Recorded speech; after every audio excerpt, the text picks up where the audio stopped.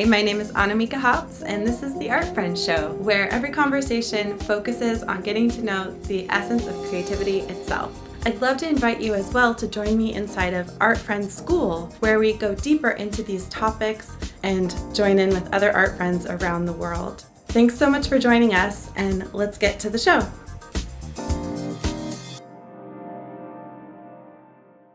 Welcome to the Art Friends Show. Here's an artist you're gonna love to know. Hi, I'm Annamieka Hops. I'm an artist in Portland, Oregon, going live 100 days in a row creating the Art Friends Show. We're doing it right here on Instagram, and meanwhile, I'm figuring out how to make this into a podcast and a YouTube channel as a longer-term project. Today, our guest is Charmi Shah. She lives in Seattle, Washington State in the US, and we have been connected online for so many years, and it is so fun to be able to interview her today. So without further ado, I'm going to do a little dance and invite her in. And there you are. Hey, Charmi. What's up? Hi. Okay, so can you see me and hear me properly? Yes and yes. Mm-hmm. Okay, perfect. Yeah. Okay, my name is Charmi Shah. I am a mixed media artist and an art teacher over here in Seattle, Washington. And I'm originally from Mumbai, India. And I'm so happy to be here because I have been following you since such a long time. It's so amazing. I'm so excited. We just chatted for 10 minutes in the prep room before we went live, and there's so many connections and things. So, Charmi, one thing you mentioned is you went to art school in India for like 5 years, and then you went through this whole process here in Houston and perhaps over the ensuing years of like restarting. Can you tell me a bit about that? Any part of that story? Yes. So, after I did in India, the schooling goes only till 10th grade. Mm-hmm. And so after I did my high school, which was till 10th grade, I went to an art college for 5 years. Uh-huh. And I was, over my whole high school and schooling time, I was building my portfolio to apply to the art college. And that's how you do also. The process is, I guess, the same everywhere. Mm-hmm. Yeah. The portfolio to enter an art college, and so entered an art college did my whole thing for 5 years. After graduation, I got married and moved here to US, and I just I think stopped making art at that time. I was just doing few paintings here and there as a way to decorate my newly married apartment, kind of a thing. Yeah. I would say not anything to sell or any of those things. Those things had not even occurred to me, how that happens. And when I moved to Houston, my daughter was in a school, elementary age level, mm-hmm. and my husband was traveling a lot for work, so he would be gone. And so I found myself with a lot of free time. Yeah. So because my whole first, I would say 10 years went into just getting accustomed to US, living in US alone, with no family around, and then raising my daughter with no help, again, no family around. Wow. And so, I mean, I love what you're doing in Portland. I wish I had something like that for my daughter when I was raising her. And at that time, it was not, there was no internet boom also as much. So my only connection was, I think, Baby Center blog. Oh, okay. That was speaking of which, I hear some footsteps, and just want to check. How you doing, love? My movie's over. Oh, okay. I apologize. We just need a minute here. Speaking of motherhood and parenthood, hey, love, I'm going to get you going. So can you tell people a bit more about your journey? Because this is really your interview. I'm just here to hold the platform, and I'll be right back. Yeah, sure. Okay. Thank you. So when I was in Houston, I had a lot of free time. So that was also the time Instagram, I came across Instagram and I made an account, and I immediately had started following artists. So I was following Annamieka and all her friends like Catalina and I remember Jennifer, I think, Jennifer Mercedes. And just coming across their accounts, I was like, oh my gosh, these people are living a good artist's life, something that I have, like, I would love to do something like this, like aspire to do something like this. And I remember another artist that really influenced me on this journey of following my path was Jessica Swift. I actually had met Jessica Swift. She also is a Portland-based artist, and I had met her at one of the markets that she had done in Atlanta. And I have been following Jessica Swift's journey since then, since I was in Atlanta. So I had seen Jessica at one of the markets that she had done in Atlanta. And after that, I have, then she moved to Portland. Now she's a Portland-based artist.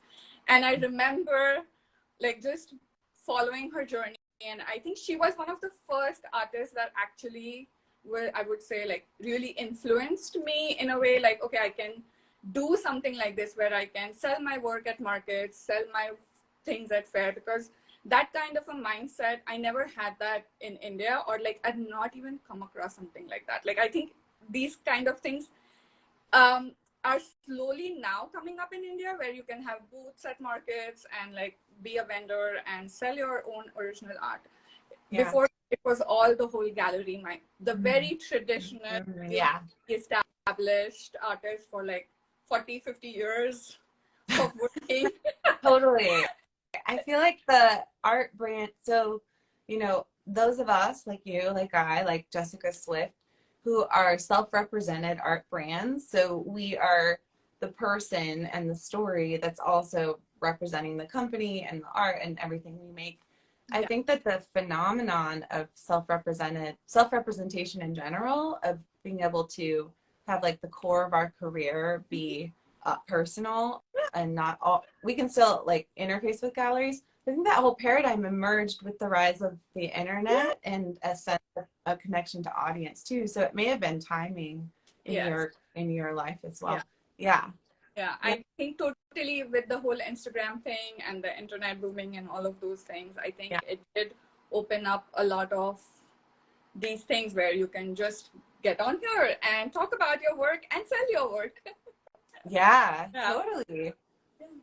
Thank you so much for flowing with that. I mean, this is the real life, right? So I also want to ask you about, you've been teaching for a long time. You have a lot of experience, and now you're about to embark on teaching art to adults. Is that correct?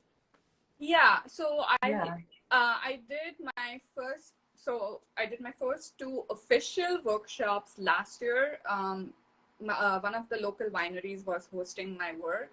And the manager over there just asked me, like, you know, we are trying to bring more people into the winery, and would you be willing to do, like, they were looking for some different activities, and they were like, would you do like a paint and sip kind of a workshop? And cool. I was so hesitant, but I think every time I say yes, it has just helped me grow from my comfort zone. And so I feel I'm still so new to doing this, right? So that was last year. I did 2 adult workshops with them. And then at the beginning of this year, I did like a Valentine's theme thing with my group of friends. And that was so great because it was such a huge group. And my first time teaching like 18 adults together in a group. That's amazing. But they are my like really close friends, so it was comfortable teaching them, and just like it was really fun, and just like nailing down my whole process of like how I can talk or communicate during a workshop. So that just helped me. And so now I have another wineries hosting my work right now, and so I have 2 workshops coming with them. Cool. Yeah. You're doing great. Do you want to discuss some of the nuance? I know when you kind of like scheduled the interview, you're talking about wanting to talk the difference of teaching adults art versus kids. Is that an interesting subject for you right now? Yes, because teaching kids or like teaching kinder through 12th grade is much more my comfort zone because I've been doing it for like 4 years now. Yeah. But Yeah. teaching adults is, especially teaching stranger adults whom I don't know, Yeah. Yeah. way out of my comfort zone because I'm such a shy introvert person, even though it doesn't seem like that right now. You're But doing great. Yeah. but I am super shy and super introverted, and so it's just that, like, how do you make small talk during workshops, or like way to break the ice, or like make everybody else feel comfortable around the table while they're working. Oh, that's cool. So a lot of your concerns are it sounds like mostly about almost hosting the party, like setting it up so people have a good time.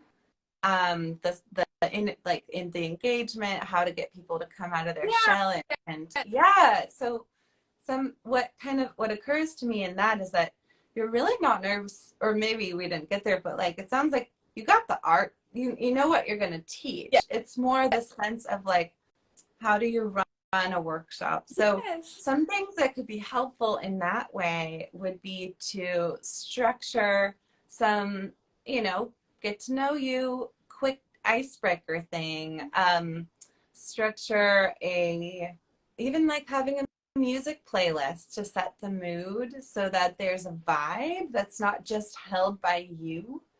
I know when I teach, and nowadays it's so different, I mostly teach one-on-one, but the other day I got to teach in this greenhouse to a bunch of people in person. It was really, really lovely. And I realized that what we were doing was actually super simple. Like what we could really cover in 2 hours with like 8 different people's learning styles and art ability. Like it was so simple. But I think what made it really nice was the atmosphere, the snacks, the remembering that for most people, a painting workshop is like up there with like getting a massage in terms of like something they would do for self-care and relaxation as an adult. If you're teaching that kind, like we can teach rigorous ones that are like challenging, but that kind, like a paint and sip, it's like, it's for people to chill out. And so to think of it that way takes the pressure off us. And it's more like they've taken the time, you're bringing the materials, there's a location. So I'm sorry, I'm going to cut myself off in a minute because I'm rambling. But all I'm saying is you actually probably need to do less and let them just relax and enjoy themselves, because you've brought all the paint, basically. Yeah. Okay. I think that's cool. Does that make sense? A little bit? Yes. Okay, but also what comes up? Like, what do you think of? Because I do apologize. That was a long-winded answer. No. I think what you said does make sense. So usually what I did in the last 2 workshops last year was like, when they came immediately, I think what I did was, instead of introducing myself or doing any of those things, like going around the table, everybody introducing themselves, I didn't do that at all. I just go into starting the workshop and just like getting started, right? That's smart. And so, because I was like, more nervous about people not being able to finish on time. And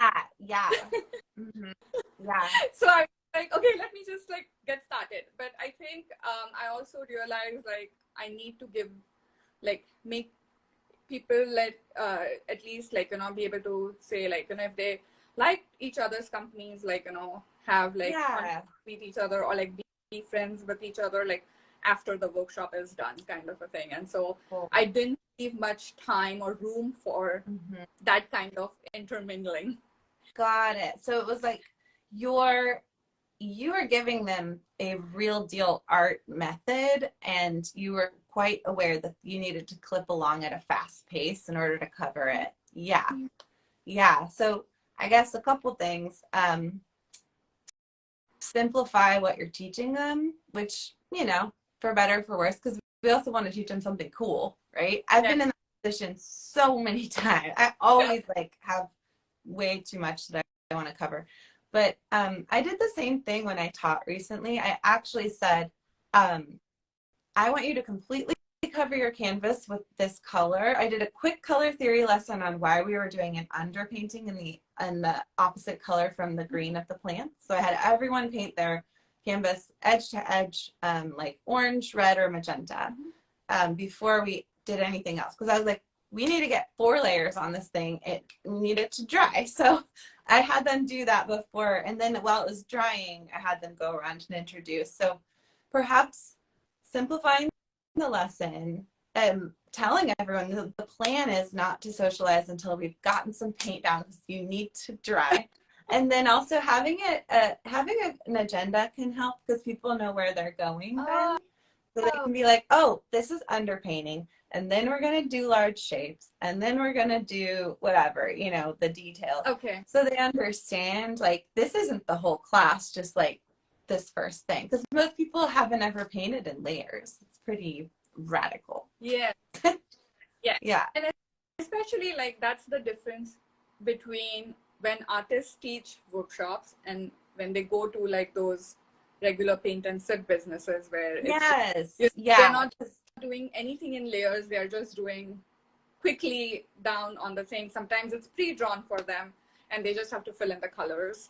Depending on the and while as artists we are actually doing like the color theory and teaching how to add layers with acrylic and all of those things. So I could imagine you have quite a bit to share. That's awesome. Cool. So yes. Cool. So let's finish with, tell us when and where some of your workshops are for local people who could come, and then tell us how to, like, where you want us to join you in terms of your email or your audience. Yes. So this Friday, like Friday 7th April, that is my April events, is like my first April events, where I have at a local gallery in Mercer Island. It's a reception 5:30 to 7, and I will have some mini abstracts. Cool. So yay. It's called Treasures and Miniature. Treasures and Miniature Show, which is at Awhile Gallery, Mercer Island Visual Arts League. Cool. And so I'll be there, and then I have the Mother's Day gift giving show that's at Sky River Mead Winery, which is in Woodinville, and they are hosting my work through May end. Very cool. And I also have my workshops with them. So the first one is Mead and Monet. So we will paint Monet's water lilies. So inspired by Monet. And that is on April 20th. And I have another workshop with them, which is Mead and Mandalas. Oh, fun. So these are the examples of what you'll be leading people through. Yeah, and so that is going to be in May. So May 25th at Sky River Mead. Cool. And then, and then I have my art letter newsletter list. I can always, if you are more interested, if you're local, Seattle local, and interested in attending any of these events, please DM me or email address, and I'll add you to my newsletter list, because right now in my profile I have the workshop link. Great. So to register for the workshop. So my newsletter link is not up there, but if you email me or DM me or email address, I will add you to my list. That's awesome. Yes. Cool. Yeah. Well, thank you so much for coming on the show, and I'm so excited to meet you. And so real to even be talking to you like this. Like, I really was hoping to meet you when I was there last month. And do this in person. But yes, let's maybe do that in the future. You know, Yes. We're both in the Pacific Northwest, and one thing I love so much about this project, and really thank you for, is what a joy it is to meet the real humans that, like, you know, I was well, you followed me long enough. You know, I almost gave up on this platform. I've unfollowed all accounts. I delegated to Leslie for a while to check it. Like I was like, and so it's so amazing to just like get to luxuriate in you and really meet you in a way it's a privilege. So No, the whole privilege is also mine because I feel like I just manifested the whole thing. Like, yeah, you guys in person would be amazing. we've all got so much in common. And I think that's like, I mean, there is with the group of friends that you found me through, and like there's something to friendships where you kind of have to protect in like the intimacy of your closest friend circle. But I feel like in our community, I guess I say that to be like, I can't go be best friends with like thousands of people. But in our community, there's so much commonality. And we have this like, I feel like we do have an important role for each other where if we can reveal how it's really going, we can help each other do the work and go be self-represented artists, like doing this in the world. And I think that that's part of the mission of the Art Friends Show, is just to help you be seen and help other people who may be watching. So Yeah. so Yes. great. Okay. Well, more. I hope our Yeah. audience had like took away something from this Yeah. conversation. So yeah, if you listen to this whole thing, first you get a high five. And because this is a long form content for a short form platform, we're quickly learning that, but it'll become a podcast eventually. But if you did listen to this, like, send a message. Let me or Charmi know something you took away or something that's like similar for you. Post it in your stories to get the word out. Tag friends who might want to watch these conversations, and let's just grow this thing. Yes. Let's grow this thing. Awesome. Thank you so much. Okay, I'm going to end this and we'll just debrief in Zoom after, okay? Yeah. Okay. Mwah. Bye. I'd love to have you inside of Art Friends School, where we go deeper into these topics. Follow the link that's in the show notes or find it on my website at annamieka.com.